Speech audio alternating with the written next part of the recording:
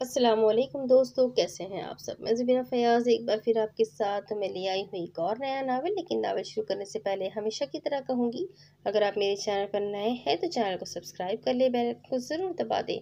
और अगर आपको मेरी पढ़े हुए नावल्स और शॉर्ट वीडियोस पसंद आते हैं तो अपने कॉन्टेक्ट्स में शेयर करना बिल्कुल भी ना भूलें। तो शुरू करते हैं न्यू नावल। इस नावल का नाम है पूरा चाँद और इसके राइटर्स है असकलम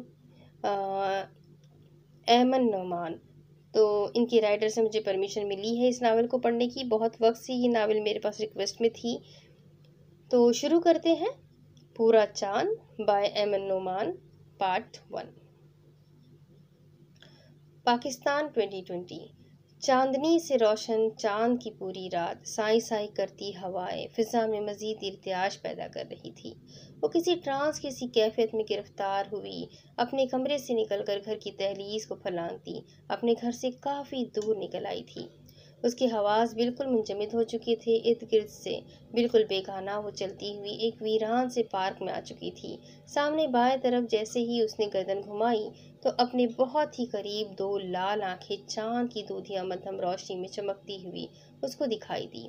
वो किसी बेजान वजूद की मानिंद उन दो आंखों में से छलकती मकनातीसी कशिश के तहत उन आंखों की पैरवी करती खींची चली जा रही थी, जैसे कोई अनजानी कुव्वत या फिर गैर इंसानी मखलूक उसकी आंखों में आंखें जमाए उसकी नाजुक सी कलाइयों को मजबूती से जकड़े अनजान सी किसी वीरान सिमत लेकर बढ़ रहा था। और फिर एक खंडर नुमा कॉटेज के करीब पहुंचकर पूरे चांद की रोशनी में उसके सामने आश्कार हुआ। सुर्ख आंख सुर्ख लाल अंगारों की मानिंद आंखें उसकी आंखों में जमाए वो आहिस्ता से वक्त की कैद को तोड़ता उसके इतना करीब आ चुका था कि अगर वो होश में होती तो उसकी सांसें अपनी सांसों से उलझती हुई वाज़ेह महसूस कर सकती, क्योंकि सामने मौजूद वो वजूद ने उसकी गर्दन को पुश्त से जकड़कर उसके लबों को बड़ी बेरहमी से चूमा था। और बस यही वो लम्हा था जब वो होश खरू की दुनिया में वापस लौटी। वो शख्स और उसकी सुर्ख आंखों से झलकती दिल को दहला देने वाली यह वहशत पुरस्रारियत देख कर वो खौफ खाकर बेहोश होने को थी कि एकाएक उसके पूरे वजूद में बिजली किसी रफ्तार से सनसनाहट सी दौड़ गई और उसकी आंखों के अंदर मौजूद काले डोरे बिल्कुल वैसे ही सुर्ख हुए थे जैसे सामने मौजूद शख्स के थे। वो चीख मारकर उठ बैठी थी। खौफ के बाद उसका पूरा वजूद पसीने में शराबोर था। कमरे में जलती मध्यम रोशनी में उसने जैसे ही घबरा कर नजरें घुमाई, सामने खिड़की से नजर आता चांद देखकर उसकी आंखों के आगे अंधेरा सा छा गया। दिमाग चकरा के रह गया था, क्योंकि आज की रात पूरे चांद की रात थी और उसके लिए मौत की रात। अमेरिका 1993।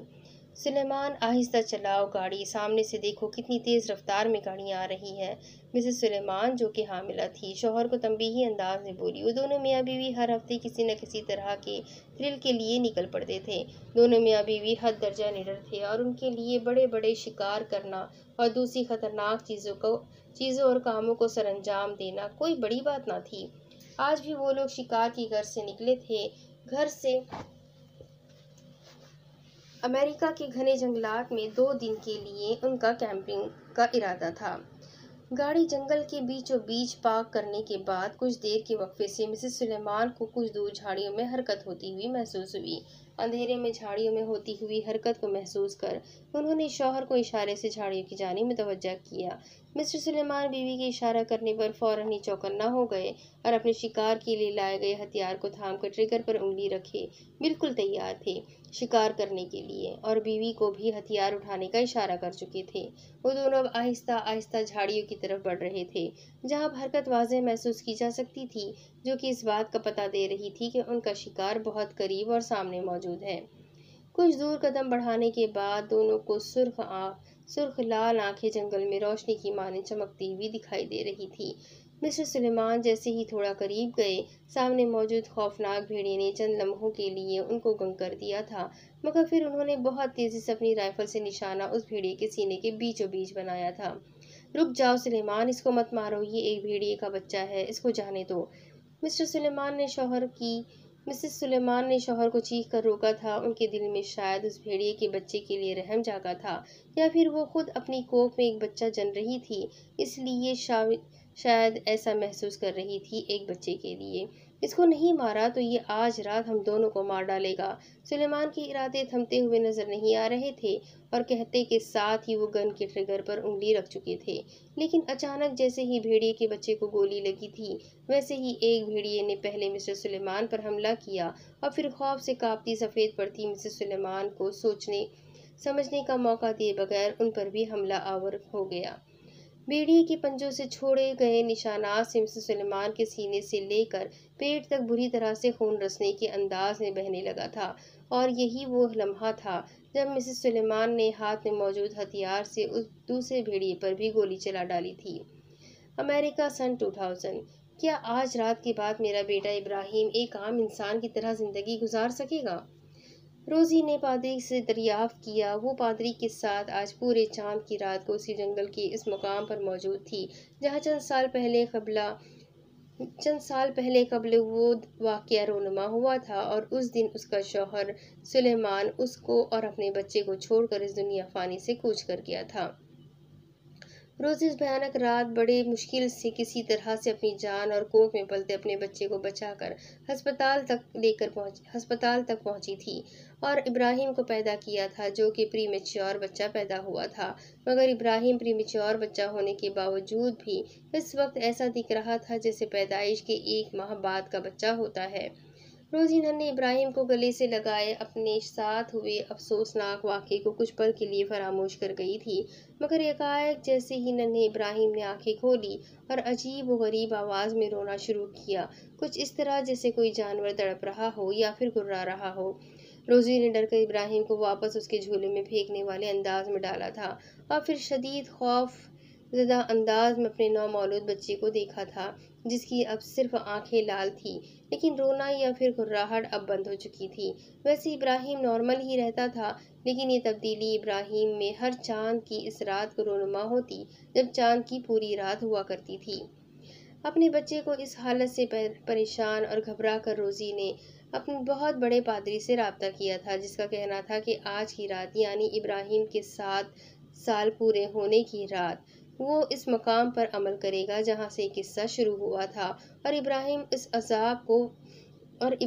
को इस अजाब से बाहर निकाल लाएगा। उसके बाद इब्राहिम एक आम इंसान की तरह जिंदगी गुजार सकेगा।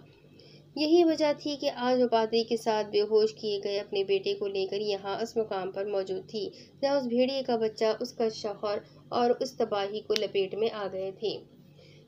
मैं मंत्र पढ़ना शुरू कर रहा हूँ, तुम अपने बेटे के हाथों को सख्ती से जकड़ कर रखना और कुछ भी हो जाए इब्राहिम को तुमने सख्ती से पकड़ के रखना है। पादरी ने रोजी को अमल शुरू करने से पहले तमाम कवायद से आगाह किया था ताकि कुछ भी गलत सरजद ना हो सके और अमल अपने इख्तिताम को बिल्कुल वैसे ही पहुंचे जैसा कि उसने सोचा है। ठीक है, मेरा बच्चा आम बच्चों की तरह हो जाए फादर, मैं बस इतना ही चाहती हूँ। आपने जैसा कहा वैसा ही होगा। आप मंत्र शुरू करें। मंत्र जंगल की फिजाओं में किसी खौफनाक आवाज़ की तरह गूंजता साए साए करने लगा था। रोजी ने बेहोश इब्राहिम को जकड़ने के से अंदाज में पकड़ा हुआ था। पादरी और रोजी की आंखें की सख्ती से बंद थी। कुछ देर तक अमल जारी रहा, लेकिन चंद लम्हों बाद रोजी को एक हौलनाक चीख सुनाई दी। उसने खौफ के जेर असर आकर जैसे ही आंखें खोली, सामने मौजूद मंजर देखकर वो थर थर कांपने लगी थी। क्या हो गया ये फादर, और कैसे हो गया ये सब? पादरी के सीने पे भेड़िए के पंजों के निशान थे और वो चंद लम्हों में बस मौत को गले लगाने वाला था। तुम अपने बेटे को जल्द अज जल्द इस जंगल से लेकर निकल जाओ, वो मार देंगे तुम्हें भी। फादर, मैं इब्राहिम को कैसे बचाऊं? फादर रोजी की आखिरी उम्मीद थे और उनको भी मौत की वादी में जाता देख वो तड़प कर गोया हुई। तुम मेरी ये किताब रख लो और इसमें जो सफ़ा खुला है इसमें लिखा मंत्र को हर पूरे चांद की रात को पढ़ना। पादरी ने टूटे फूटे लफ्ज़ों में रोजी को अपनी बात समझाकर कुछ फासले पर ज़मीन पर खुली पड़ी किताब की तरफ इशारा किया था। इब्राहिम पे बद्दुआ है और ये बद्दुआ उस रोज़ ख़त्म हो जाएगी जब इसके सीने पर मौजूद आधे चांद का निशान मुकम्मल हो जाएगा, पूरे चांद की सूरत में। ये कहकर वो पादरी भी दुनिया से चला गया। रोजी तनहा एक दफ़ा फिर अपने लखते जिगर को लेकर उस जंगल से वापस लौटी थी, इस किताब के साथ जो पादरी ने उसको दी थी। 20 साल बाद, अमेरिका 2020। एक खास जबान में मंतर की गूंज पूरे कमरे में सुनाई दे रही थी। आज इब्राहिम पूरे 27 साल का हो गया था और इस वक्त अपनी माँ के सामने बैठा जारी एक खास अमल खत्म होने का बेसब्री से इंतजार कर रहा था। उसके चेहरे पे बेजारी आया थी, क्योंकि हर पूरे चांद की रात को अपनी माँ को यही अमल करता देखता आ रहा था। बस करे मॉम, ये सब पढ़ना अब बंद भी कर दे। कोई फायदा नहीं आपके इन जंतर मंतर पढ़ने का। इब्राहिम ने टेबल पर रखी भेड़िए की हड्डियों को देखकर कोफ्तेज़दा लहजे लहजे में कहते हुए नजरों का जाविया तब्दील किया। वो दोनों एक कमरे के बीचों बीच बैठे हुए थे। रात के 12 बजे का वक्त हो रहा था और दोनों के दरमियान में चौकोर शीशम की टेबल मौजूद थी, जिसके ऊपर भेड़िए की हड्डियां और कुछ दूसरी अमलियात की अशिया रखी गई थी, सुर्ख रंग को छिड़ककर चांदी की परात में। आज तुम पूरे 27 साल के हो गए हो इब्राहिम। मेरी जियारत इतने बरसों की है, मैं इसको रायगा नहीं जाने दूंगी। तुम एक मुकम्मल जिंदगी जरूर गुजारोगे मेरे बच्चे। मैं अपना अमल मुकम्मल कर चुकी थी और अब तमाम अमलियात की अशिया को समेट रही थी। ये आपकी सोच है कि मैं कभी एक नॉर्मल इंसान की तरह हो सकता हूँ। वो लहजे में बहुत अफसरदगी लिए गोया हुआ था, क्योंकि हर साल पूरे चांद की रात उसकी जिंदगी के लिए चांद ग्रहण की रात साबित हुआ करती थी। ऐसा नहीं सोचो इब्राहिम, वो बस अब आएगी। वो आने वाली है तुम्हारे पास बहुत जल्द। ये साल मुकम्मल होने से पहले तुम मुकम्मल हो जाओगे, ये मेरा तुमसे वादा है। रोजी अभी इब्राहिम को अपनी बात का यकीन दिला रही थी कि जब कमरे की खिड़की का पर्दा हवा से मुकम्मल चाक हुआ था और पूरे चांद की रोशनी इब्राहिम के वजूद पर पड़ी थी, क्योंकि वो खिड़की के बिल्कुल सामने ही बैठा हुआ था। लेकिन पूरे चांद की दूधिया रोशनी के इब्राहिम के ऊपर पड़ने के बाद कमरे की फिजा में अजीब सी गुर्राहटें गूंज उठी थी, जैसे इब्राहिम के वजूद के अंदर किसी भेड़िए की रूह दाखिल हो गई थी। इब्राहिम के वजूद के बाल घने होके भेड़िए के बालों की तरह पूरे जिस्म पर फैल रहे थे। आंखों के डोरे सुर्ख हो गए थे। वो खुद को काबू में करने की कोशिश करता सख्ती से मुट्ठियां भींच चुका था। इब्राहिम वापस आ जाओ, तन तन तुम इब्राहिम हो, सुना तुमने, तुम इब्राहिम हो। तुम हार नहीं मान सकते। वापस आओ मेरे बेटे, तुम वापस आओ, इब्राहिम हो तुम। रोजी ने तेजी से उठकर कमरे की खिड़की को बंद करके उसका पर्दा बराबर किया था और बेटे के सर पर हाथ रखकर गोया थी, जो बिल्कुल अपनी नॉर्मल हालत में आ चुका था। मैं इब्राहिम हूँ मॉम, ये मैं जानता हूँ, लेकिन मेरी खुसूसियात का एक आम इंसान की है। वो अब बेबसी से गुस्से के आलम में जमीन से उठ खड़ा हुआ था और रोजी को सख्ती से शानों से थाम कर दरियाफ्त करने लगा, जैसे वो अपनी इस गैर होती हालत से जल्द अज जल्द निजात हासिल करना चाहता था। मुझसे दूर रहा करें मॉम प्लीज, मुझे डर है कि कहीं मैं आपको भी नुकसान ना पहुंचा दूं। वो अफसरदगी से कहता कमरे से निकलने लगा था और इरादा घर से बाहर जाकर अंदर की घुटन को कम करने का था। नहीं, तुम मुझे नुकसान नहीं पहुंचा सकते और ना ही किसी और को। बस तुम परेशान मत हुआ करो। तुम्हारी माँ अभी जिंदा है, मैं सब कुछ ठीक कर दूंगी। अपने लखते जिगर को मायूस देखकर वो भी अंदर से दुखी हो गई थी, मगर खुद को संभाल कर इब्राहिम की हिम्मत बढ़ाने लगी। बस एक आप ही के तो काबू में हूँ मैं, या फिर यूं कहें कि आप ही मुझे काबू कर सकती है, वरना खूंटी पे लटका दो। लटका ओवरकोट उतार के पहना और कहते हुए घर से बाहर निकल गया। बहुत जल्द हालात भी तुम्हारे काबू में होंगे इब्राहिम। रोजी की आंखों में खास चमक थी। पाकिस्तान 2020 आज के दिन दिया की 20वीं सालगिरह थी। दादी उसको जगाने के लिए उसके कमरे में आई थी, क्योंकि वो दोपहर को मार्केट से शॉपिंग करके आने के बाद से 4 बजे से जो सोई थी, तो अब रात के 8 बजे का वक्त हो रहा था और वो थी कि बेदार होने का नाम ही नहीं ले रही थी। घर के सभी अफराद नीचे लिविंग एरिया में उसका इंतजार कर रहे थे, ताकि वो आकर केक काटे और आज की शाम को अपने लिए यादगार बनाए। उठो बेटा, नीचे सब लोग तुम्हारा इंतजार कर रहे हैं। देखो क्या टाइम हो गया है। उठो, नीचे जाकर देखोगी तो खुश हो जाओगी। कितना प्यारा केक तुम्हारा भाई लेकर आया है तुम्हारे लिए। दादी काफी देर से अपनी पोती को आवाजें दे रही थी, मगर दिया थी कि उठने का नाम ही नहीं ले रही थी। दादू, मुझे नहीं जाना नीचे, मैं नहीं आऊंगी आपके साथ। चले जाओ, सब चले जाओ यहाँ से। बचाओ दादू, मम्मा, भाई, अबू, बचाओ बचाओ, मेरी मदद करो। दिया दीवाना वार नींद में सर को बैठ के दाएं बाएं पैर बुरी तरह से पटक रही थी। वो पूरी की पूरी इस पसीने में शराबूर हो चुकी थी। दादी अपनी पोती की हालत देखकर समझ चुकी थी कि आज फिर वो उसी वहशतनाक ख्वाब के ज़ेर असर है, जो उसकी पैदाइश के बाद से किसी बद्दुआ की तरह उसके साथ जुड़ा हुआ है। बेटा उठो, देखो कोई नहीं है मेरी बच्ची, मैं तुम्हारी दादू हूँ मेरी बेटी। शाबाश, उठ जाओ, कुछ नहीं हुआ, तुम बिल्कुल ठीक हो, सब कुछ ठीक है। वो दिया पर कुरानी आयत पढ़कर दम करना शुरू हो चुकी थी। दिया की जब भी ऐसी कैफियत होती थी, वो उस वक्त वो नींद में होकर भी ऐसा महसूस करती थी जैसे बंद आंखों से ख्वाब के बजाय हकीकत में सफ़र कर रही हो। दादू, वो मुझे बुला रहे हैं, मुझे लेने आ रहे हैं, वो लोग मुझे ले जाएंगे। वो लेटे लेटे से उठ बैठी थी और दो दो के और रो के दोनों हाथों को पकड़कर सिसकते हिजियानी दादू के दोनों हाथों को पकड़कर सिसकते हुए हिजियानी अंदाज में गोया हुई थी। बिखरे बाल और आंखों से तवातर बहते आंसू उसकी अजियत का चीख चीख कर बता रहे थे। कोई नहीं लेने आ रहा तुम्हें, उठो, मैं हूँ, देखो ये मैं ही तो थी जो तुम्हें कब से आवाज दे रही थी। और भला किसी की इतनी मजाल है कि मुझसे दूर मेरी बच्ची को लेकर जा सके। हाथ पैर तोड़ के हाथ में ना दे दूं मैं उसके। दादू, आप मेरे साथ रहेंगी ना? मुझे छोड़कर अकेला इस कमरे में दोबारा नीचे मत जाइएगा प्लीज।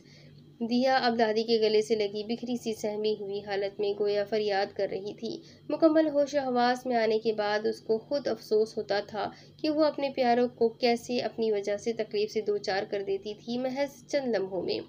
चलो मुँह हाथ धो लो, आज तुम्हारी 20वीं सालगिरह है, सब कितने खुश हैं और नीचे तुम्हारा इंतजार कर रहे हैं। आप चलिए, मैं तैयार होकर आती हूँ।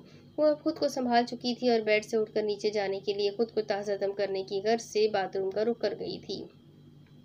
अपने प्यारों के लिए उसने खुद से ये वादा किया था कि वो ख्वाब की कैफियत में तो उनको परेशान कर सकती है, लेकिन जागती हालत में वो उनको कभी भी अपनी ज़ात से कोई तकलीफ नहीं देगी। वो अब खुद वो अब उन ख्वाबों की आदी हो चुकी थी। ये ख्वाब और ये कैफियत हर माह चांद की पूरी रात को ही हुआ करती थी उसकी, और वो हैरत अंगेज तौर पर चांद की पूरी रात को ही पैदा हुई थी। और आज इत्तेफाक था कि उसकी 20वीं सालगिरह का दिन था। पूरे 20 बरस बाद पूरे चांद की रात को ही आया था। आज के दिन वो अपने सीने पर अजीब सी सनसनाहट महसूस किया करती थी, और ये चुभन वो सनसनाहट उसको गर्दन और छाती के दरमियान बने चांद जैसे निशान में बहुत वाज़ेह महसूस हुआ करती थी। और वो निशान ऐसा सुर्खी माइल हो जाता था जैसे कि किसी ने आधे चांद के निशान पर कट लगाया हो। अस्सलाम वालेकुम बाबा। जीनिया शर्जील, सॉरी, थोड़ी देर हो गई, मैंने कुछ वक्त के लिए आग लग गई थी मुझे आने में कुछ वक्त के लिए आग लग गई थी। दिया ताज़ा दम होकर नीचे लाउंज में आ चुकी थी। सबको अपने इंतजार में मुंतज़िर देखकर वो अंदर ही अंदर थोड़ा परेशान हुई थी। सेंटर टेबल पर उसकी सालगिरह का केक सजा हुआ था और सभी घर वालों ने उसको देखकर सालगिरह का गीत सुनाना शुरू कर दिया था।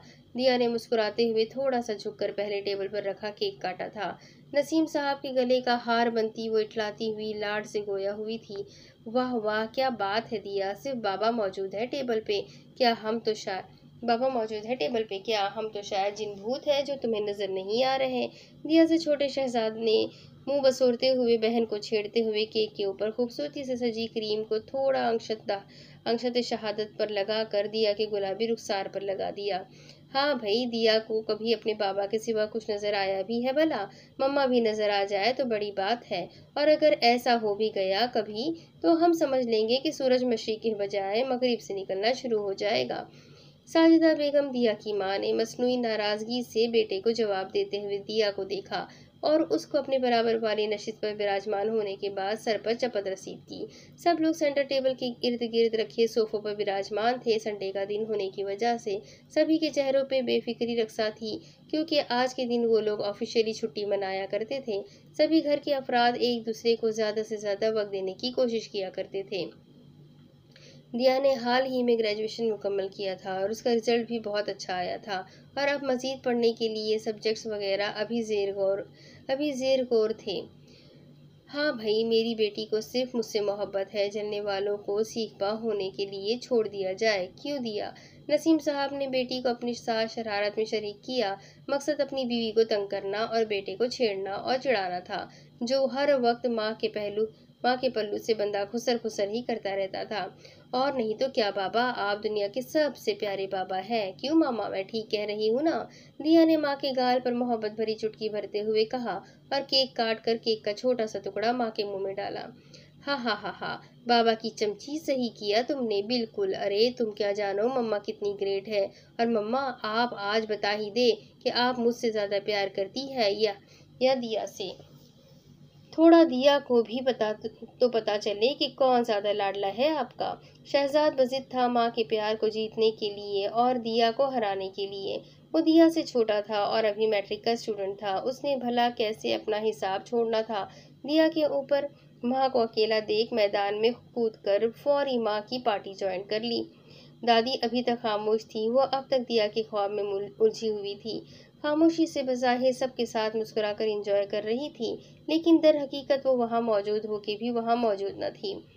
ओके जी, मैं तो फुल हो गई हूँ और अब जा रही हूँ, क्योंकि आज शहजाद के साथ घर के लॉन में बैडमिंटन का मैच है मेरा। शहजाद उसकी बचपन की सहे उसकी बचपन की सहेली थी और उसके घर के बराबर वाला बंगला उन्हीं लोगों का था। पिछले 3 दिन से मुसलसल मैच चल रहा था और आज फाइनल था। वो केक खाकर फटाफट कदम अपने घर के लॉन की तरफ बढ़ा गई थी। मैं चाहती हूँ दिया अपनी बाकी की स्टडीज किसी बाहर के मुल्क में करे। दादी ने पुरसोच अंदाज में दिया के जाने के बाद अपनी बात का आगाज किया। मगर क्यों अम्मा?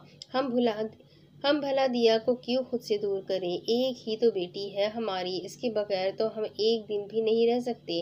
वो तो इस घर की रौनक है। अगर वो बाहर पढ़ने चली जाएगी तो ये घर तो बिल्कुल वीरान हो जाएगा।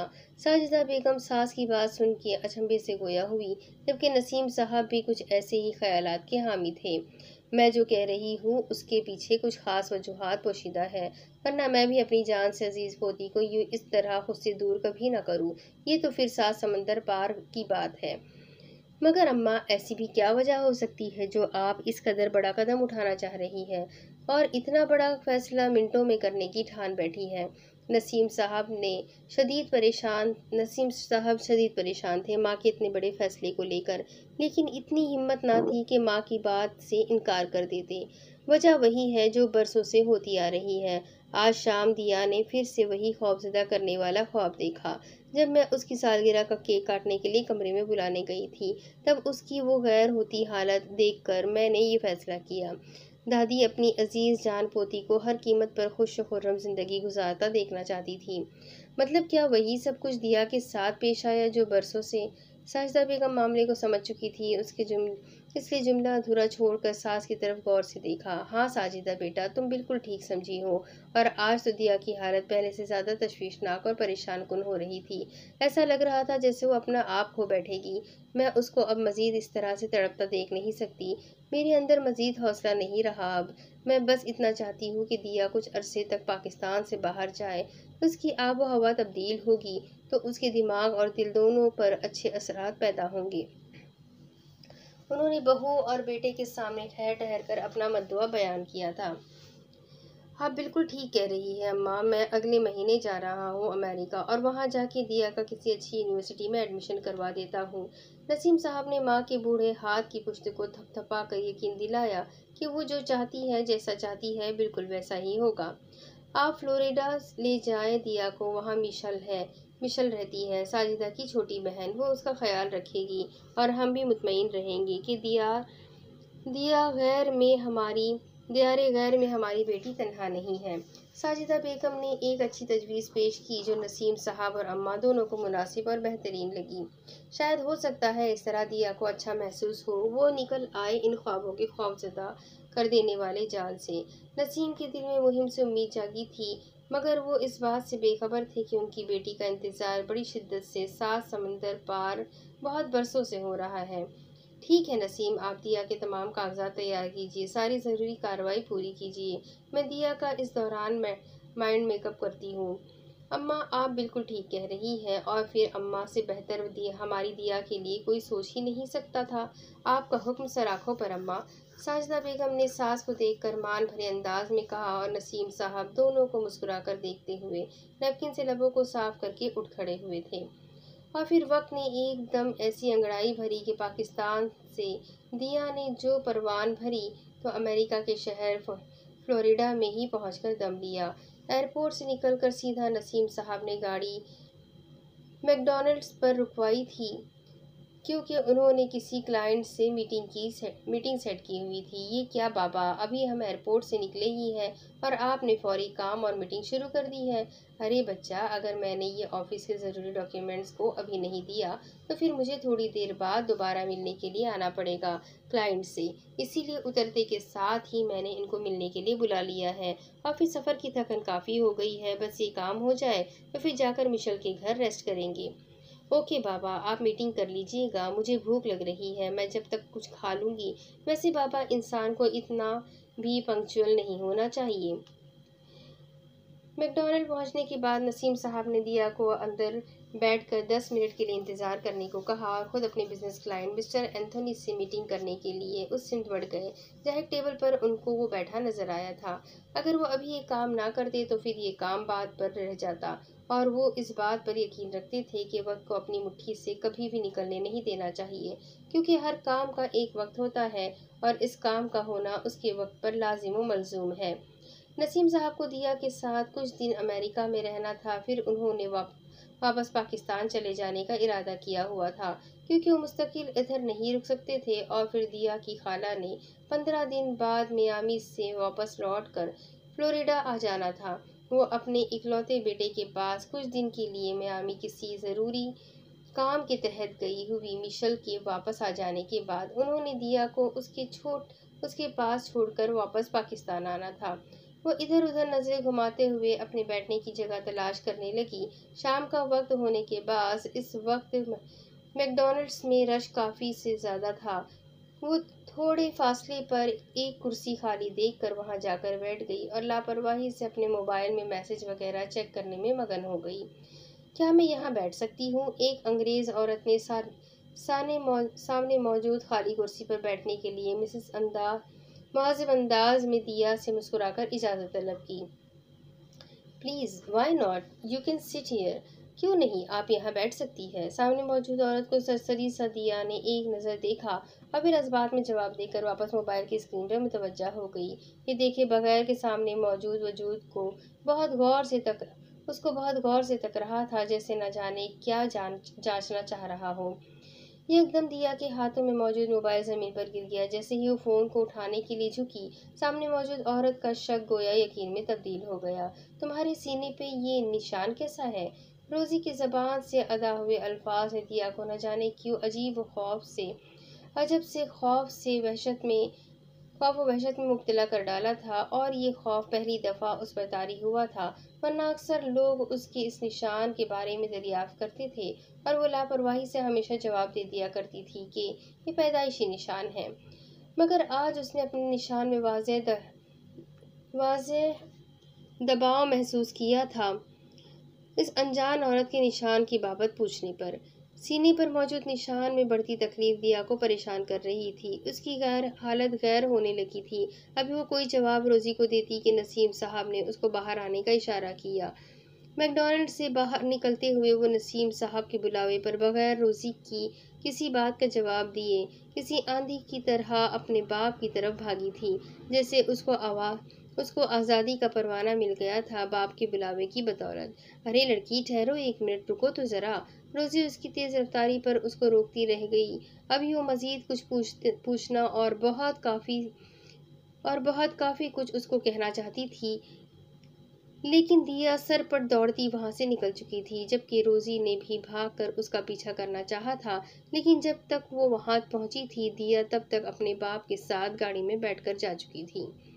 क्या हुआ है? खैर तो है? आज तो कोई बहुत ज़्यादा खुश नज़र आ रहा है। इब्राहिम अभी सोकर उठा था और भूख से उसका बुरा हाल था, क्योंकि यूनिवर्सिटी से आकर वो कमरे में जाकर सीधा सो गया था और अब रात अपने पर फैला चुकी थी। ईशा का टाइम हो रहा था। रोजी ने मटन की रान रोस्ट की थी, जिसकी खुशबू से उसकी भूख मज़ीद चमक गई थी। आज वह हुआ है मेरे बच्चे जिसका मुझे 27 साल से इंतज़ार था। आज वो घड़ी आ गई है कि जब मेरा इंतज़ार इख्तिताम पजीर हो गया है। रोजी अपने बेटे को प्यार भरी निगाहों से देखते हुए बोली, जिसकी खुशी उसके अंग अंग से फूटी पड़ रही थी, जैसे कुल कायनात मिल गई हो आज। ऐसा लग रहा है जैसे आज आपको माइकल ने प्रपोज कर दिया है। मैं आई राइट मॉम? माइकल रोज़ी के दफ्तर में काम करता था और रोज़ी का बेहतरीन दोस्त भी था। रोज़ी का इरादा इब्राहिम की शादी के बाद खुद की शादी करने का था। नहीं नहीं, वो तो कई दफ़ा मुझे शादी की पेशकश कर चुका है, मगर मैं ही हाँ नहीं करती। जब तक तुम्हारी शादी नहीं करूँ तब तक मैं अपनी शादी करने का सोच भी नहीं सकती। वो जिस माहौल में रहते थे उनके लिए इस किस्म की बात करना एक मामूली बात थी, तो फिर इस कदर खुशी की और क्या वजह हो सकती है प्यारी मॉम? मुझे भी तो बताएं, ज़िंदगी में पहली दफ़ा मैंने आपको इस कदर खुश और मुतमईन देखा है। इब्राहिम माँ को खुश देखकर खुद भी दिल से बहुत ज़्यादा खुश हुआ था, क्योंकि रोज़ी हमेशा सिर्फ उसी की परवाह किया करती थी और उसी के लिए परेशान और हलकान रहती थी। तुम्हारी ज़िंदगी की हिफाजत करने वाली आ गई है डियर सन। मतलब मैं समझा नहीं, आप क्या कहना चाह रही है? आप मुझे उलझा रही हैं मॉम। प्लीज़ बताइए, सही बात कौन प्लीज़ बताइए, सही बात कौन आ गया है? वो पानी की बोतल फ्रिज से निकाल कर पानी को ग्लास में उंडेलने लगा था। रोज़ी की बातें शुरू उसको उलझा रही थी। मेरी बरसों की रियासतें रंग ले आई है। वो लड़की तुम्हारे करीब आ चुकी है, बस अब तुम तक पहुंचने की देर है और फिर तुम हमेशा के लिए उस कैद से आज़ादी और बद्दुआ से निजात हासिल कर लोगे। खाने की टेबल पर खाना चुनते हुए रोज़ी का लहजा बेपनाह यकीन लिए हुए था और वो यही यकीन इब्राहिम को भी दिलाना चाह रही थी। ना करें मॉम प्लीज़। फिर शुरू हो गई। आप अंकल निकल आए अपनी इस फैंटेसी की दुनिया से। सारी ज़िंदगी मुझे ऐसे ही रहना है और ऐसे ही गुजरेगी मेरी आने वाली ज़िंदगी। ना छेड़ा करें मेरे ज़ख्मों को प्लीज़ आप बार बार। इतने बरसों से वो खुद से जंग लड़ रहा था, अब तो रोज़ी की दिलाई हर उम्मीद से मायूस ही हो चुका था। तुम मानो या ना मानो इब्राहिम, मगर वो आ चुकी है तुम्हारी आज़ादी का परवाना लेकर। इब्राहिम ने माँ को खाली नज़रों से देखा और खाना खाने में मसरूफ़ हो गया। जैसे रोज़ी की कही तमाम बातें उसके नज़दीक बेमानी थी, या शायद वो खुद पे काफ़ी से ज़्यादा खुद एतमाद हो चुका था। उसकी तमाम आदतों में से एक ख़ास आदत खुद एतमादी की भी थी। वो हद से ज़्यादा पुरएतमाद खुद सर और तबीयत के हवाले से गुस्सेला साबित हुआ था, मगर सेंस ऑफ ह्यूमर के मामले में वो एक आम इंसान से 10% से ज़्यादा ज़हीन था।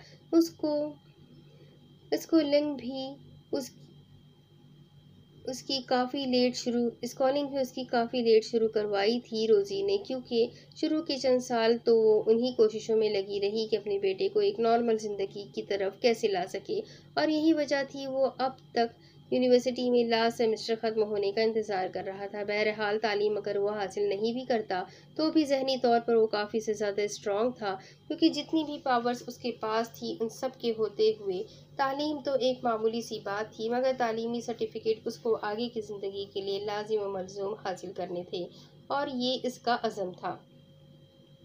यूनिवर्सिटी में आज उसका पहला दिन था। वो कैफेटेरिया में चली आई थी कुछ खाने पीने की गर्ज से। पहला दिन होने के बाद चंद ही पीरियड लेने के बाद उसकी भूख चमक उठी थी।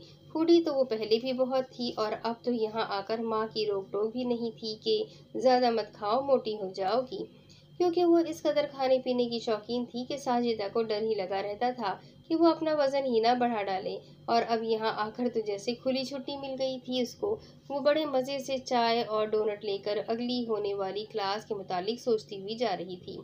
देख कर नहीं चल सकते तुम, यह टकराने की आदत पड़ चुकी है। बहुत जोर से टक्कर हुई थी दिया और इब्राहिम की। इब्राहिम ने तेवरी चढ़ाकर दिया को घूरा, जो खामखा बगैर सोचे समझे सीखपा हो रही थी और बिला वजह उस पर गुस्से में आकर चढ़ दौड़ी थी।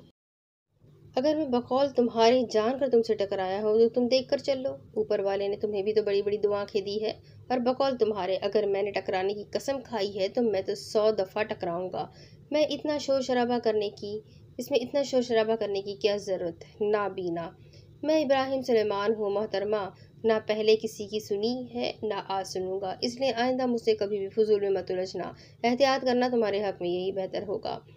छटाक भर की लड़की को बिला वजह उधम मचाता देख वो बुरी तरह से जच हुआ था, जबकि साफ जाहिर था टक्कर दिया की गलती से हुई थी। वो देख कर नहीं चल रही थी। ओ यू प्लीज़ अपना रास्ता नापो फजूल इंसान, बहुत अच्छी तरह जानती हो तुम जैसे मगरबी लड़कों को, और मुझे निमटना भी खूब आता है तुम जैसों से।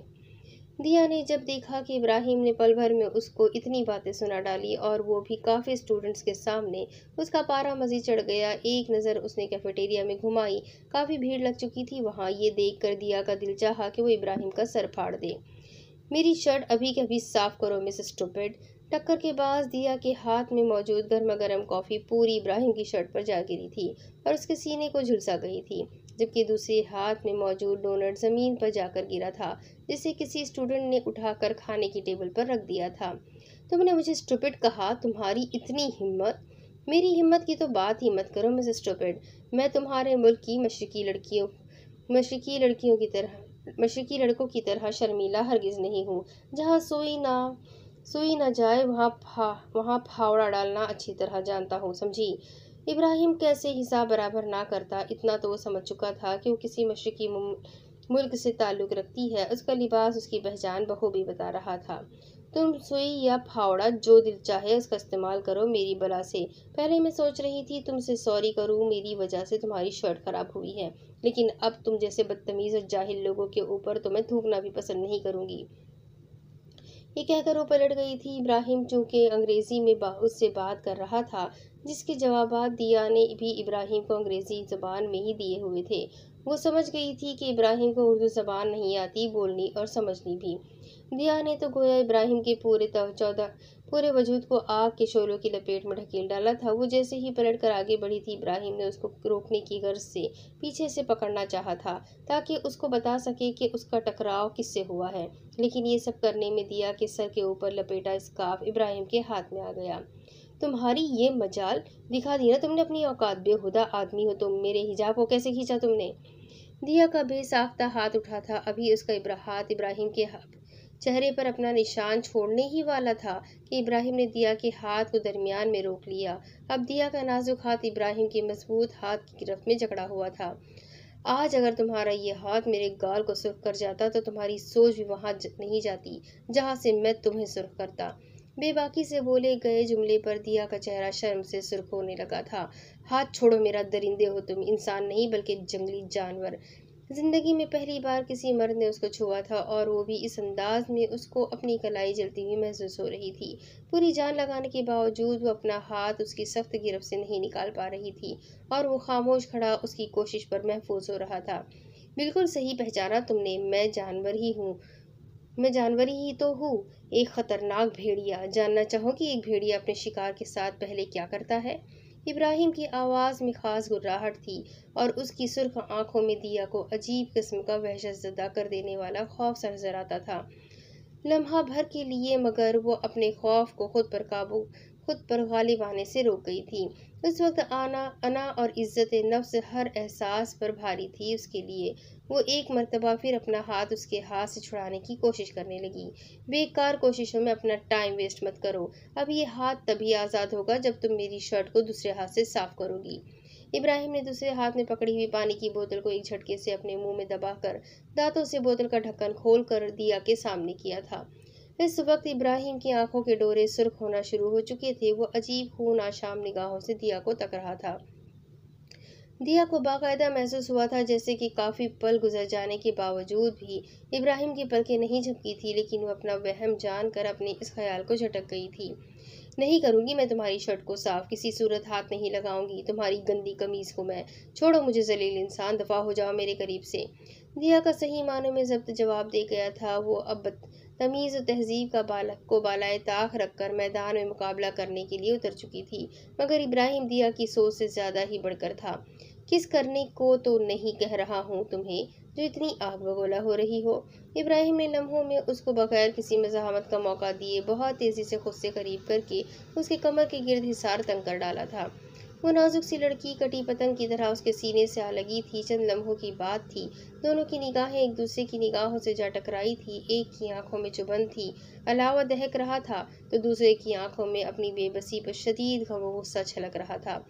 एकदम सही कहा तुमने कि तुम मेरे मुल्क के मशरकी लड़कों की तरह शर्मीले नहीं हो। मेरे मुल्क के मशरकी लड़के इतने बेगैरत नहीं होते कि सरेआम एक लड़की के साथ तुम्हारी जैसी वाहियात गुफ्तगू करते फिरे और नाजिबा हरकत सर अंजाम दे। तुम हो ही बेशर्म इंसान, जैसा देश वैसा भेस।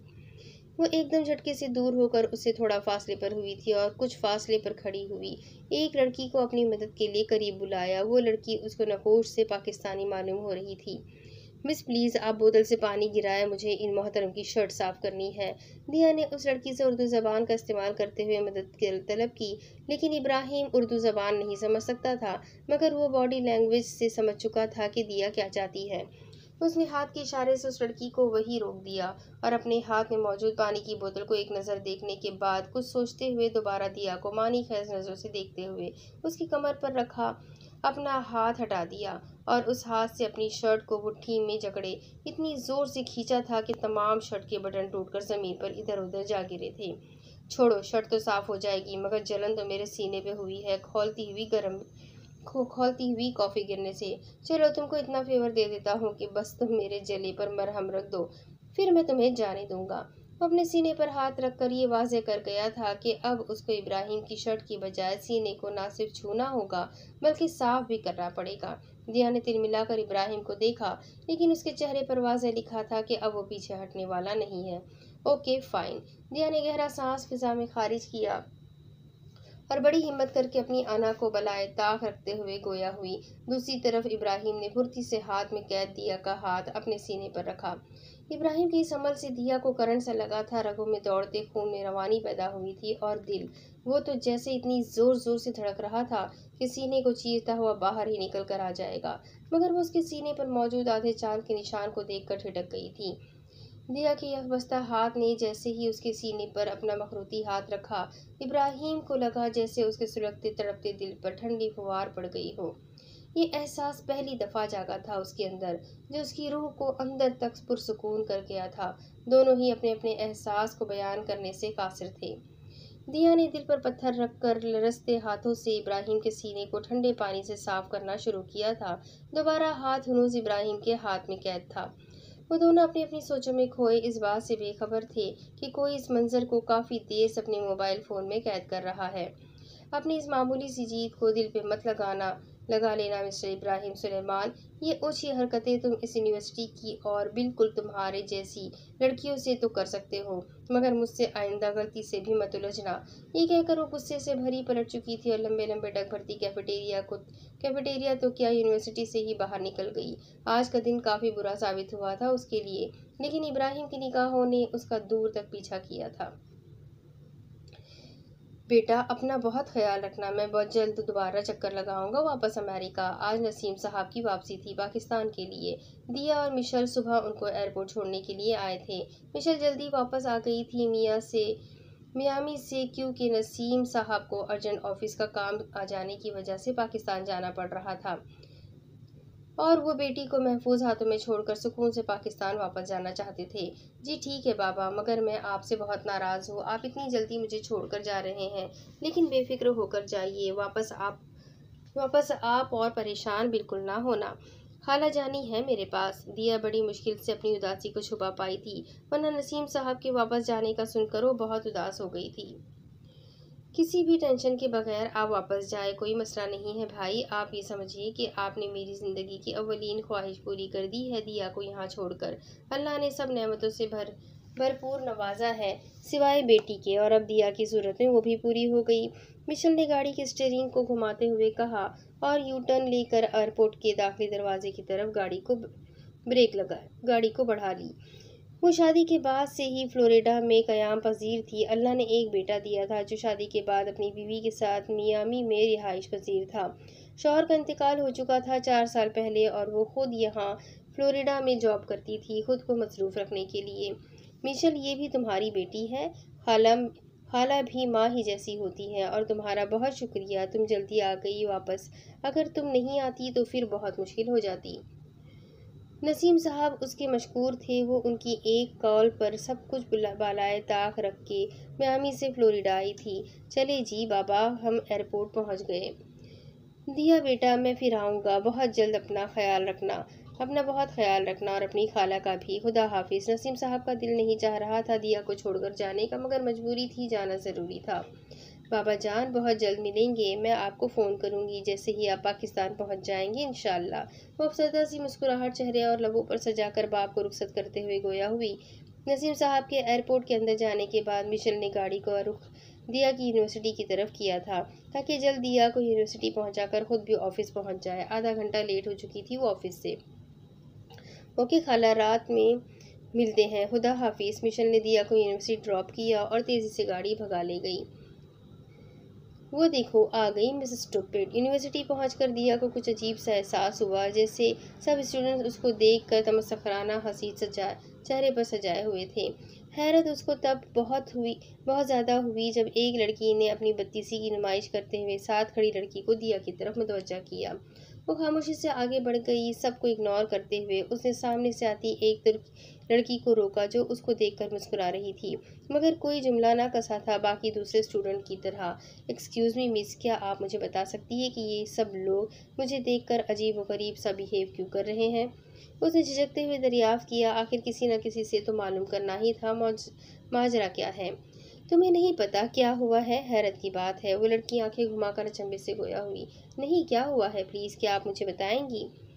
दिया को कुछ बहुत गलत होने का एहसास हुआ था। नहीं, मैं आपको बताऊंगी नहीं बल्कि दिखाऊंगी। दिया ने डियाना की मानीखस लहजों को बगौर महसूस किया और मजीद उलझते हुए उसको देखा। वो फिलहाल तमाम सूरत हाल समझने की कोशिश कर रही थी। ये देखो तुम तो एक ही दिन में कितनी फेमस हो गई हो। ये वीडियो वायरल हो चुकी है। पूरी यूनिवर्सिटी में तुम्हारा चर्चा है। आज तो पूरी यूनिवर्सिटी में। दियाना डियाना ने दिया को अपने मोबाइल में मौजूद गुजरे दिन की तमाशे की मुकम्मल वीडियो दिखाई, जो कि आज पूरी यूनिवर्सिटी में वायरल हो रही थी। किसी ने कल हुए उसकी और इब्राहिम की झड़प की मुकम्मल वीडियो बनाकर पूरी यूनिवर्सिटी में फैला डाली थी।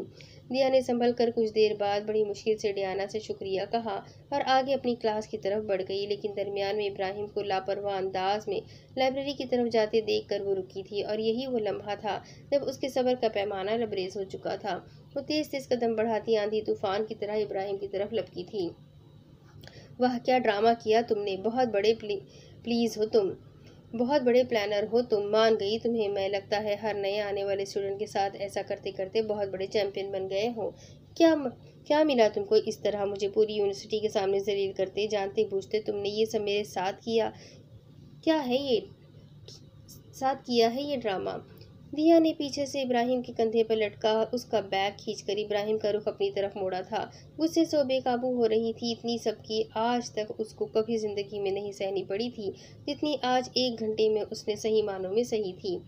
मैंने कोई ड्रामा नहीं किया और मुझे तो लगता है कि तुम ठीक नहीं हो। तुम ही मुझसे खुद ताल्लुकात कायम करना चाहती हो, दोस्ती करना चाहती हो ना मुझसे, तभी आज दोबारा तुमने मेरा रास्ता रोका है।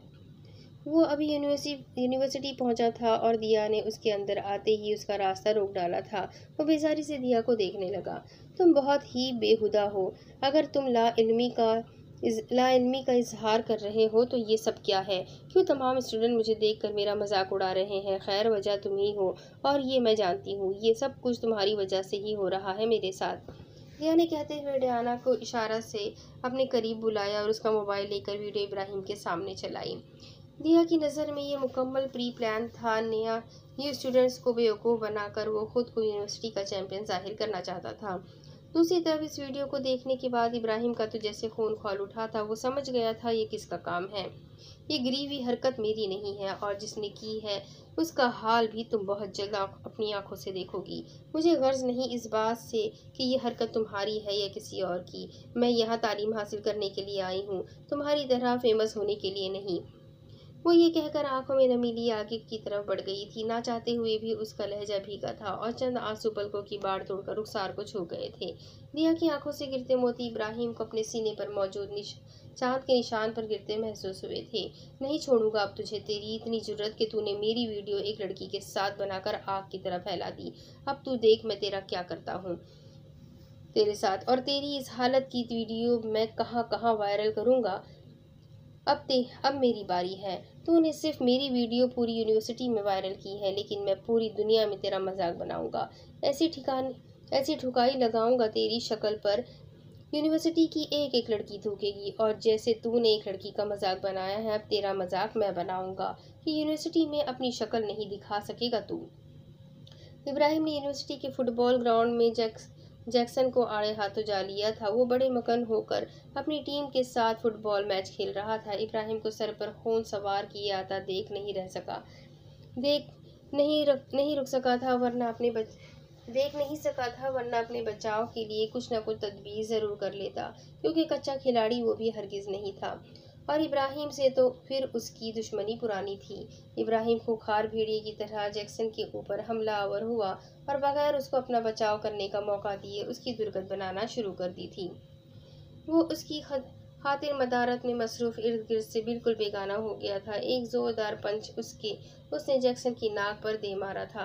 जैक्सन को अंदाजा हो गया था कि वो अकेला इब्राहिम जैसे फौलादी शख्स से मुकाबला नहीं कर सकेगा, इसलिए अपने बचाव के लिए उसने करीब खड़े तमाशाई बने अपने दोस्तों को मैदान में कूदने का इशारा किया था। इब्राहिम ने जैक्सन को अपने बचाव के लिए करीब खड़े दोस्तों को मदद के लिए बुलाता देखकर और जोर से अपनी पूरी कुव्वत का इस्तेमाल करते हुए मजीद मुक्कों की बारिश उसके पेट पर कर डाली थी। बहुत बहुत देखे हैं तेरे जैसे लड़कों की खातिर करने के लिए मैं अकेला ही काफी हूँ। जैसे मैं मर्द का बच्चा होने का सबूत दे रहा हूँ, तू भी आज सबूत दे अपनी मर्दानगी का। हिम्मत है तो अकेला कर मुकाबला मुझसे, उड़ा कर दिखा मेरी धज्जियां। जैसे मैं तेरा हश्र नशर कर रहा हूँ वैसे तू भी कर।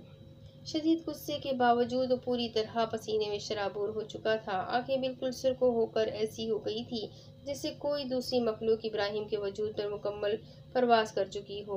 वो इस वक्त इंसान नहीं लग रहा था। तुझे क्यों इतना बुरा लग रहा है? तेरी क्या लगती है वो लड़की? तू क्यों इतना उछल रहा है? जैक्सन ने इब्राहिम के पेट में एक किक रसीद करना चाही थी, लेकिन इब्राहिम ने बीच में अपनी टांग को कुछ इस तरह से घुमा कर उड़ाया कि जैक्सन जमीन पर औंधा जा गिरा। मुंह और नाक से उसके खून रसने लगा था। इतना सब देखने के बावजूद भी यूनिवर्सिटी के किसी स्टूडेंट में इतनी हिम्मत न थी कि इब्राहिम को रोक सके और जैक्सन को इब्राहिम के जलाल से बचा सके। सब खामोश तमाशाई बने खड़े थे। बहुत ज्यादा शोर शराबा सुन के दिया भी क्लास लेने की बजाय ग्राउंड में आई थी, लेकिन सामने के हालात देखकर पहले तो वो ना समझी, चुप खड़ी देखती रही। लेकिन मामला समझ आने की सूरत में तेजी से आगे को बढ़ी थी, बचाव कराने की गरज से, क्योंकि वो वजह तनाजा इसकी अपनी जात थी। छोड़ो इसको, मर जाएगा वो, खून बह रहा है उसकी नाक और मुंह से, जाने दो उसको।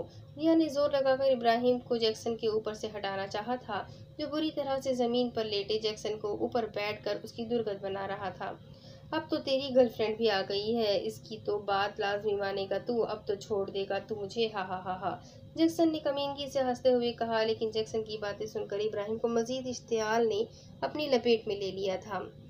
वो तुझे बचाने का बोल रही है, चूड़ियां पहन ले, तू डूब मर चुल्लू भर पानी में जाकर। इब्राहिम ने खार खाई निगाहों से दिया को देखते हुए जैक्सन को उठाकर पटका और घुर्रा कर कहा। जैक्सन ने होठ बरसते खून को साफ करते हुए खबासत से दिया को ऊपर से नीचे तक देखा था। दिया की मशकी खूबसूरती और आंखों की चमक देखकर उसकी आंखों में हवस चमक उठी। दिया इस बात से बेखबर टिश्यू पेपर को बैग से निकाल कर जैक्सन को देने लगी, ताकि वो चेहरा और नाक वगैरह से बहता खून साफ कर सके, मगर इब्राहिम ने बीच में ही टिश्यू छीन कर टुकड़े करके दूर फेंक दिया और गुस्से से खतरनाक निगाहों से दिया को घूरा, जैसे जलाकर खाक कर देना चाहता था उसको। अभी तो उसके वजूद पर खून की थोड़ी सी डेंटिंग पेंटिंग की है, थोड़ी देर बाद देखना खून के एक कतरे के लिए इसके जिस्म को तरसा दूंगा। वो कहकर एक दफा फिर से घुत्तम घुत्ता हो गया, जबकि जैक्सन भी मजबूत कदोकाठी का हामिल था, इतनी जल्दी हार मानने वालों में से नहीं था। यही वजह थी कि अब तक इब्राहिम का मुकाबला कर रहा था, वरना कोई और उसकी जगह होता तो कब का हार मानकर मैदान छोड़कर भाग गया होता और अपने बचाव के लिए बराबर कोशिशों में जुटा हुआ था। मैं इस पूरी यूनिवर्सिटी के सामने अपने होशो हवास में ऐलान करता हूँ, तेरी इस गर्लफ्रेंड को अपना वन नाइट स्टैंड ना बनाया तो मेरा नाम भी जैक्सन नहीं। जैक्सन की कही गई बात पर इब्राहिम अभी कोई रद्द अमल कर देता कि ये सब सुनकर दिया के चेहरे का रंग फक हुआ था। वो अभी खुद को जैक्सन के दिए गए इब्राहिम की गर्लफ्रेंड वाले लकब पर ही शिजदर थी कि जैक्सन की जबान से अदा हुई अगली बात ने तो जैसे उसकी रूह को फना कर दिया था। वो थी तो आखिर एक लड़की ही, कैसे पे दर पे अपनी ज़ात के मुतालिक दूसरों की ज़बान से बनते मंसूबे बर्दाश्त कर पाती। ये काया कि उसको अपना दम घुटता हुआ महसूस हुआ था और वो होश खुरू से बेगाना होकर ज़मीन बोस हो चुकी थी। इब्राहिम ने धप की आवाज़ सुनकर मुड़कर पीछे देखा था और पलट कर दिया की तरफ लपका था, जैसे दिया की सांसें उसकी सांसों की अमानत हो। ये एहसासात इब्राहिम के लिए बिल्कुल नए और अनोखे थे। वो दिया से पहले कई लड़कियों के साथ दोस्ती और फ्लर्ट कर चुका था, मगर दिया की मौजूदगी उसके इर्द गिर्द अनजाने एहसासात जगा रही थी, जिन्हें में हलचल सी महसूस हुई थी। इब्राहिम के वो फिलहाल दिया के मुतालिक अपने एहसासात को कोई नाम देने से कासिर था। अगर उसको कुछ भी हुआ न जैक्सन तेरी वजह से, तो याद रखना कि जिस चीज़ पर तू इतना कर रहा है, मैं इब्राहिम सुलेमान पूरी यूनिवर्सिटी के सामने हल्फिया कहता हूँ कि मैं उस चीज़ को काट के सामने दरख्त पर लटका दूंगा, फिर देखता हूँ कैसे तू वन नाइट स्टैंड के काबिल रहेगा। इब्राहिम ने जैक्सन को उठाकर पूरी कुव्वत से दूर उछाला था, इतना कि वो ग्राउंड के अकब में मौजूद बड़े से दरख्त से जाकर टकराया था, ये देखे बगैर कि जैक्सन के सीने पे 3 नाखूनों का एक ऐसा पंजा बना है जैसे किसी जानवर या भेड़िए का हो। जाओ, जाके तुम लोग इस लूज़र की तीमारदारी करो अब, क्योंकि मैंने इसको इस काबिल नहीं छोड़ा कि ये खुद से चल सके या अपने पैरों पर उठकर खड़ा हो सके। आया था वन नाइट स्टैंड की बात करने के लिए, साला।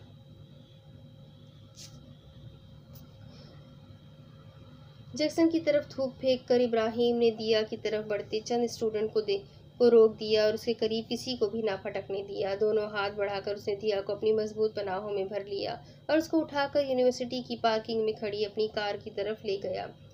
वहां मौजूद तमाम अफराद हैरत से खड़े ये मंजर देख रहे थे, क्योंकि इब्राहिम ने आज तक किसी लड़की को इतनी अहमियत नहीं दी थी कि उसके लिए झगड़ा करे और फिर उसके लिए इतना परेशान हो जाए कि अपनी बाहों में भर ले। लड़कियां हमेशा उसके पास किसी पके हुए फल की तरह आकर गिरा करती थी।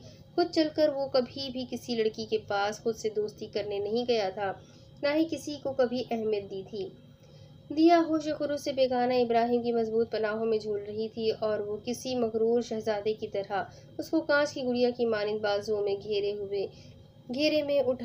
घेरे में उठाए हुए आगे बढ़ रहा था। खुला गिरेबान, बिखरे बाल माथे को छूते अपनी खुशकिस्मती पर अशश कर रहे थे। कई स्टूडेंट्स की आंखों में जलन हसद थी तो किसी की आंखों में रश्क था। वो दोनों बिल्कुल परफेक्ट की तरह लग रहे थे, जैसे मेड फॉर ईच अदर हो। इब्राहिम चौड़े शाने का हामिल, 6 फुट से निकलती हाइट और मजबूत जसामत का मालिक एक मुकम्मल मर्द था। नहले पे दहला ये था कि मगरबी तहजीब में रंग के अंग्रेज़ों जैसी मुकम्मल पर्सनैलिटी भी रखता था, जबकि दिया सर पर हिजाब लिए ढीली ढाली कुर्ती शॉर्ट शर्ट और ब्लैक ट्राउज़र पहने मुकम्मल मशरकी हुस्न की हामिल थी, जो किसी भी मगरबी लड़के की ख्वाहिश हो सकती थी। होश में आओ दिया, आंखें खोलो, डैम इट। उफ, ये मशरकी लड़कियां इतनी छुई मुई होती है कि हवा भी जोर से छूकर गुजर जाए तो भी बेहोश हो जाती है। वो उसको अपनी गाड़ी की पिछली सीट पर लिटा कर अपने घर लेकर आ गया था, क्योंकि उसको दिया का घर मालूम न था और अपने घर इसलिए ले आया था कि ताकि रोज़ी दिया का ख्याल कर लेगी, उसको देख लेगी। मगर यहाँ लाकर उसको याद आया कि रोज़ी तो खुद ऑफिस में होगी, क्योंकि ये वर्किंग आवर्स होने की वजह से रोज़ी भी अपने काम पर गई हुई होगी। तौबा है, कब से होश में लाने की कोशिश कर रहा हूँ। ऐसा लग रहा है जैसे कोई सस्ता नशा कर लिया हो मैडम ने। हद है वैसे। वो अब शदीद झंझलाहट में मुब्तला हो गया था, क्योंकि पानी के छींटे बार बार मारने के बावजूद भी वो मुकम्मल तौर पर होश में नहीं आ रही थी। दिया के लबों पर कुछ अजीब तरह की बड़बड़ाहट थी, जैसे वो किसी खौफ या ख्वाब के ज़ेरे असर हो। वो कमरे में इधर उधर मजीद कुछ तलाश कर रहा था दिया को होश में लाने के लिए, क्योंकि वो नॉर्मल इंसान की तरह बेहोशी की हालत में इब्राहिम को नहीं मालूम हो रही थी। वो उसको किसी खास कैफियत के ज़ेरे असर महसूस हो रही थी और अब तो दिया बाकायदा सर के नीचे रखे कुशन पर सर पटक रही थी।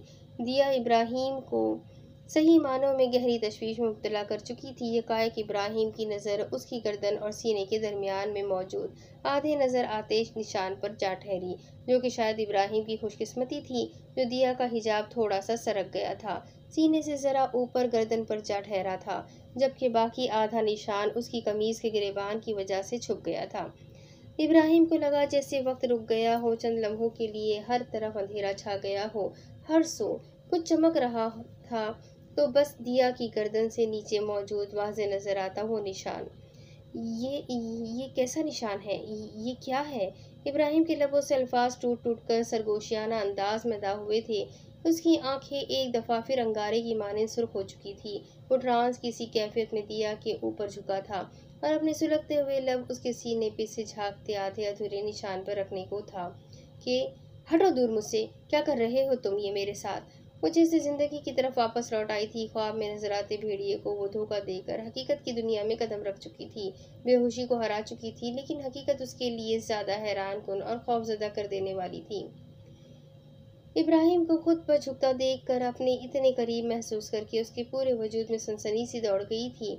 अगर वो होश में न आती तो शायद वो हो जाता जो उसने कभी कभार अपने ख्वाब में महसूस किया था। इस सोच के दिमाग में आते ही उसने इब्राहिम को सहम कर देखा और उठकर सिमट कर बैठ गई बिस्तर पर। मैं क्या कर रहा हूँ तुम्हारे साथ?" इब्राहिम दिया के धक्का देने पर चौंक सा गया और फिर तेजी से वो खुद पे काबू पाकर गोया हुआ। "तुम बेहोश हो गई थी यूनी में, मुझे तुम्हारा घर मालूम न था, इसलिए यहाँ अपने घर लेकर आया हूँ। मेरी मॉम बस आने वाली होंगी कुछ देर में, तुम जब तक आराम करो।" आंखों की सुर्खी मान पड़ चुकी थी इब्राहिम की और दिल की बेरब्त धड़कनें वापस अपने मामूल पर आ चुकी थी। वो सीधा होकर बेड से उठ खड़ा हुआ और वरना कुछ देर और अगर वो दिया के सामने नजदीक बैठता तो दोबारा इस अधूरे निशान को मुकम्मल देखने की चाह जाग जाती। उसने पुरसोच निगाहों से दिया को देखा जैसे कुछ खोजना चाह रहा था। वो इस वक्त घबराहट और सरासीमगी के बाद पसीने में शराबूर हो रही थी। इब्राहिम को टुकटुकी बांधे तकता देखकर मजीद घबरा गई और अपना स्कार्फ बराबर करने लगी। हाथों की लर्जिश इब्राहिम की जीरक निगाहों से पोशीदा न रह सकी थी। वो उसको खुद से खौफ में मुब्तला होता देख अपनी निगाहों का जाविया तब्दील कर गया और गहरा सांस फिजा में खारिज करता रुख मोड़ कर वो अपने चेहरे पे हाथ फेरता शर्ट के ऊपर के दो बटन खोलकर जैसे अंदर के घुटन को बाहर आने का रास्ता दे रहा था। "नहीं, तुम झूठ बोल रहे हो। मेरी बेहोशी का फायदा उठाकर तुम मुझे यहाँ इसलिए लाए हो ताकि तुम मुझसे अपने इस आवारा दोस्त की तरह हवस को पूरी कर सको अपनी।" वो अब रोते हुए चीख कर गोया हुई थी। "वन नाइट स्टैंड की ख्वाहिश जाग गई होगी तुम्हारी मुझे देखकर, और तुम जैसे लोगों से उम्मीद भी क्या की जा सकती है। जब से वो पाकिस्तान से अमेरिका आई थी उसके साथ सब उल्टा सीधा हो रहा था। वो तो अपनी तालीम मुकम्मल करने की गर्ज से आई थी अमेरिका, मगर यहाँ तो मामलात ही उलट गए थे।"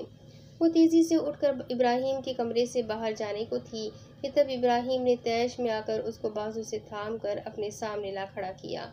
"ये तुम क्या वन नाइट स्टैंड की गर्दान कर रही हो? बताऊं मैं तुम्हें ये वन नाइट स्टैंड में किस तरह से सरअंजाम देता हूँ?" दिया की बात ने तो इब्राहिम के इश्तियार पर जल्दी पर तेल का काम किया। वो मजीद आग बगोला हो उठा था। "नेकी की थी तुम्हारे साथ, मगर मुझे क्या पता था कि तुम मेरे हलक को आ जाओगी। मैं तुम्हें बेहोशी की हालत में छोड़कर यूनिवर्सिटी में चला जाता तो शायद तुम आज किसी को हकीकतन मुंह दिखाने के काबिल भी ना रहती।" दिया को गोला बारूद में लिपटी बातों से उसका गुस्सा सवानेज़े पर पहुंच चुका था। एक झटके से उसने दिया के बाजू पर अपनी गिरफ्त कुछ और भी सख्त की थी और उसको करीब मौजूद दीवार से लगाया था, गोया जैसे दिया की कही बात पर अमली जामा पहनाने वाला था। दिया अब मुकम्मल इब्राहिम की दस्तरस में बिन पानी की मछली की तरह फड़फड़ा रही थी। "एक मिनट भी तुम मेरी कुर्बत बर्दाश्त नहीं कर सकोगी। अगर मैंने वन नाइट स्टैंड ले लिया तो फिर से मेरी बाहों में झूल जाओगी, समझी? इसलिए मुझसे ऐसी बातें ना करो जिसको तुम आइंदा जिंदगी में सह ना सको।"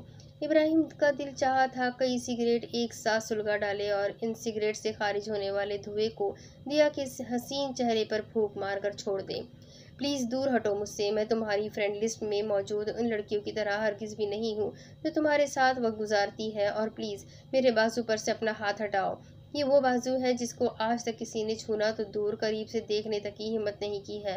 वो खुद को उसके हिसार से निकालने की कोशिश करते हुए एक एक लफ्ज़ को चबा चबा कर गोया हुई। निगाहें हुनूस झुकी हुई थी, रूहान सी हुई। वो न जाने कितनी दिक्कत के बाद ये अल्फाज अदा कर पाई थी इस कठोर बंदे के सामने। वो खुद को बहुत ज़्यादा मजबूर जाहिर कर रही थी, लेकिन हकीकत तो जाहिर से बिल्कुल ही बरक्स थी और वो ये बहुत अच्छी तरह जानती थी। उसको डर लग रहा था कि कहीं इब्राहिम मजीद कोई पेशरफ्त ना कर दे। वो कैसे खुद को बचाव कर सकेगी अगर ऐसा कुछ भी हुआ तो। दिया का रेशमी हिजाब खुलकर शानों की जीनत बन चुका था। शहद रंग बाल पुश्त पर गंदी गंदी गंदी चोटियां से कोपलों की मानिंद फूट कर चेहरे को छूने लगे थे। मुझे यहाँ से जाने दो, छोड़ो मुझे। वो अपनी निगाहें हटाओ मेरे वजूद से, बेशर्म इंसान। दिया की नज़रें ज़रा की ज़रा उठी थी, लेकिन इब्राहिम की पुरतपिश निगाहें अपनी गर्दन पर महसूस करके बुरी तरह बौखलाई थी। उसने अपना बायां हाथ गर्दन और सीने के दरमियान धरा था, जैसे अपनी धड़कनों को बेकाबू होने से रोकना चाह रही हो, या फिर इतनी गहरी निगाहों की ताब लाना उसके लिए बहुत मुश्किल अमर साबित हो रहा था। इब्राहिम के खुले गिरेबान से झांकते मजबूत सीने की झलक थी, या कुछ और कि वो मजीद हवास वाख्ता होने लगी। वो इस बात से कतई बेखबर थी कि सामने मौजूद शख्स उसके वजूद पर मौजूद निशान को बस एक दफ़ा मुकम्मल देखने और छूने की कोशिश में है, जो कि अब तो बिल्कुल भी मुमकिन ना रहा था इब्राहिम के लिए। अगर मैं कहूँ कि निगाहें मुकम्मल सैराब होने के बाद ही तुम्हें मेरी दस्तरस से निकल जाने का परवाना देगी तो। इब्राहिम ने बगौर दिया के झुके सर को देखा और आँच देते गहरे लहजे में गोया हुआ। अपनी अंकशत शहादत की मदद से उसकी थोड़ी को छूकर उसका चेहरा ऊंचा किया, जैसे उसकी निगाहों में झांक कर कई पोशीदा राज हासिल करना चाह रहा हो। ये खुशफहमी है तुम्हारी। मैं ईंट का जवाब पत्थर से देने वाली लड़की हूँ। बहुत जल्द ये बात मैं साबित कर दूंगी तुम्हारे सामने। ये कहकर दिया ने जोर से अपने दोनों हाथ इब्राहिम के सीने पर जमा कर उसको खुद से दूर करने की कोशिश की थी। मिन्नत समाजत करना तो जैसे उसकी डिक्शनरी में ही न था किसी से। उसको मैं तुम्हारी खुश उम्मीदी ही कहूँगा। अगर तुम ये सोच रही हो कि तुम मेरी मर्जी के बगैर मेरी बाहों के हिसार को तोड़कर टस से मस भी हो जाओगी, ऐसा करने का तुम सिर्फ सोच ही सकती हो, क्योंकि मैं वो चट्टान हूँ जो एक दफ़ा रास्ते में आ जाए तो मुसाफिर रास्ता भटक जाता है। इब्राहिम ने बहुत आहिस्ता से दिया के चेहरे पे झूलती लटों को उसके कान के पीछे किया था। गुस्से की जगह अब उसकी निगाहों और अंदाज में अजीब सा ठहराव पैदा हुआ था। उसके मुस्कुराते लबों के ऐन अकब में डिम्पल नुमाया हुआ था, जो उसकी पर्सनैलिटी का एक अहम जुज़ भी माना जाता था।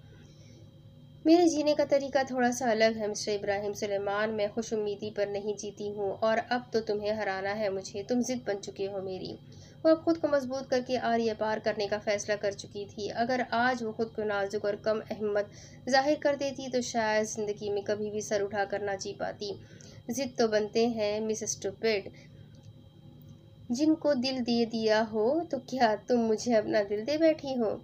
इब्राहिम की निगाहें दिया कि हसीन चेहरे का तवाफ कर रही थी। उसको जिंदगी में पहली दफ़ा ऐसी लड़की टकराई थी जो बजाय उस पर मर मिटने के मैदान में उतरकर हार जीत के लिए मुकाबले पर उतर आई थी उसके साथ।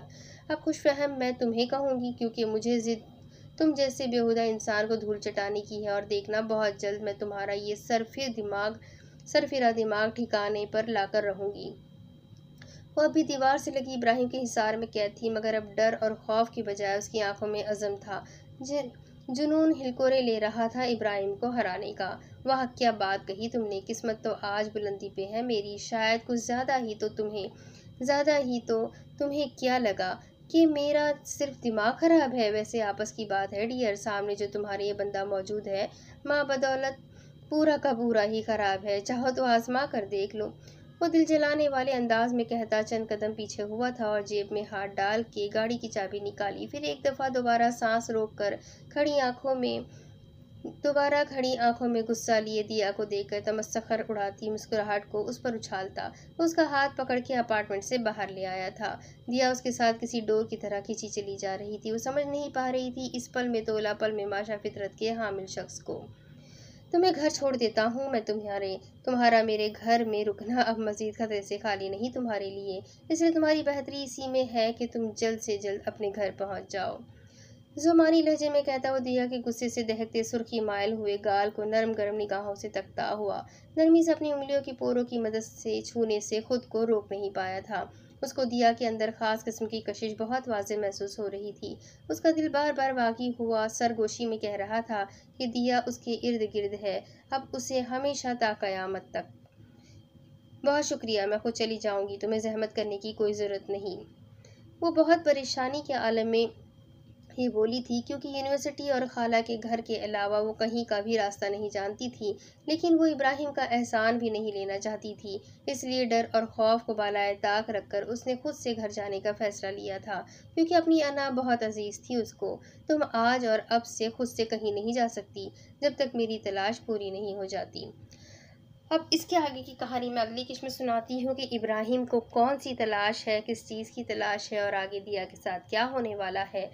इस कहानी में आगे क्या होने वाला है, ये भेड़िया के साथ दिया कैसे बच पाएगी, ये सब जानने के लिए मेरे साथ बने रहें। अगली किस्त में फिर मिलेंगे, तब तक के चैनल को ज़रूर सब्सक्राइब कर लीजिएगा, बेल आइकन को ज़रूर दबा दीजिएगा और अगर स्टोरी पसंद आ रही है तो अपने कॉन्टैक्ट्स में शेयर करना बिल्कुल ना भूलिएगा। तो मिलते हैं अगली किस्त में, तब तक के लिए अल्लाह हाफ़िज़।